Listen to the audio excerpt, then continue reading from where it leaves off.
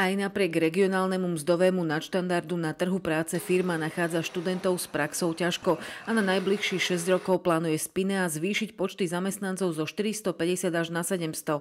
Oslovila preto župné školy. Hlavné pozície, o ktoré budeme mať záujem a ktoré vychádzajú vlastne zo skladby našich technologických zariadení, tak bude to hlavne CNC programátor, CNC zoraďovač a CNC operátor. Keď sa osvedčia vo výrobe, tak ich vieme využívať alebo posunúť v kariérnom rastie aj ďalej. Štvrtákov končí konkrétne programátor obrábacích a zváracích strojov 16. Podľa mňa 10-11 by bolo schopných ísť do takejto firmy.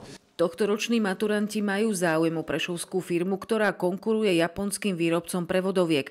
Aj pre takmer dvojnásobok priemernej mzdy v regióne, ktorý je od 400 do 500 eur. Tam pláty, áno, to je dobrá vec, áno. A je to určite zaujímavá firma. Čo som počul o firme, tak je tam čisto, nie je tam taký veľký tlak na výrobu, dobrý plat, je to blízko, nie tu.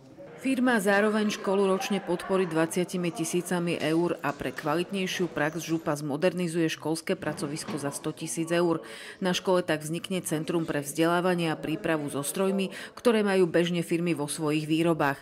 V Prešovskom kraji už funguje 7 takýchto centier a mali by vzniknúť ďalšie pre strojárenský, stavebný či elektrotechnický priemysel. Diana Murdziková, RTVS.